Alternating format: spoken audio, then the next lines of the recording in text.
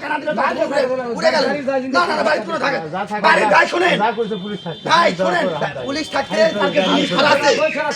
ওই চুরি মাল ভাঙিছে ওর আইনগত ব্যবস্থা আছে প্রশাসন আছে সব আছে কারো মালামাল কেউ ভাঙার মতো এখতিয়ার নেই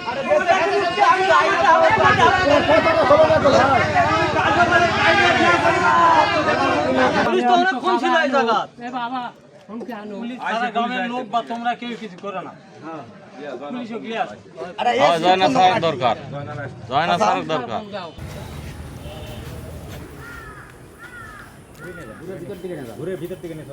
আমি এখানে প্রতিবাদ করেছি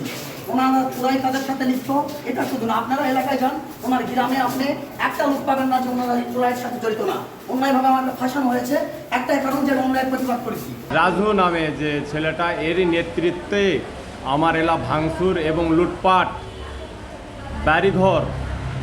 দোকানপাট থেকে শুরু করে কাঁকড়া টাকড়া যা কিছু ছিল আমার জেলা হাতের মুঠে ছোটোখাটো জিনিস এলা নিয়ে চলে গেছে আর আমার এলা ভাঙচুর করে দিয়ে লাস্ট পর্যায়ে আমার বাড়ির সিন্ধু ভাঙ্গে চুরে যা কিছু ছিল টাকা পয়সা সোনা দানা টাকা ছিল এলা সব কিছু নিয়ে তারা চলে যায় আমার মোটামুটি ক্যাশ গেছে 7 লাখের ওভার আমি অতটা পুরোটা গুনে রাখিনি 7 লাখের ওভার গেছে আর হলো সোনা দানা এবং আমার এই চাকা ভাঙচুর যেটা হয়েছে সর্বনিম্ন লাখ 13-14 লাখ টাকার মতো আমার ক্ষয়ক্ষতি হয়ে গেছে একবারে সবাই আসে গোডাউনে ঢুকছে গোডাউনের থেকে ওইগুলো গাড়ি ঘোড়া একদম ভাঙচুর করছে বাড়িতে কোনো ছেলে মানুষ ছিল না আমার শাশুড়ি আমি আর আমার যা ছিলাম আমরা 3 জনে মহিলা আর আমার শ্বশুর অসুস্থ লোক বসে কোনো কথা বলতে পারেনি আমাকে দেখে আমার মারার জন্য এই দরজায় গেট দিয়ে ঢুকে কলে পারে পাইপ টাইপ সব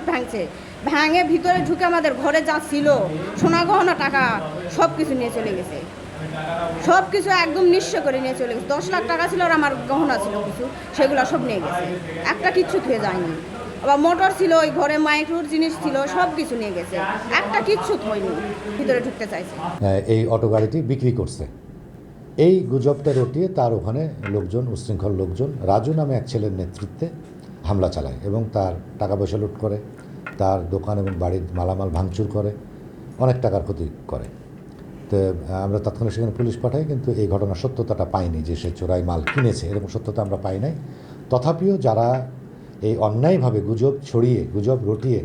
তাকে তার ব্যবসা কেন্দ্র তার বাড়ি হামলা করে ক্ষতিগ্রস্ত করেছে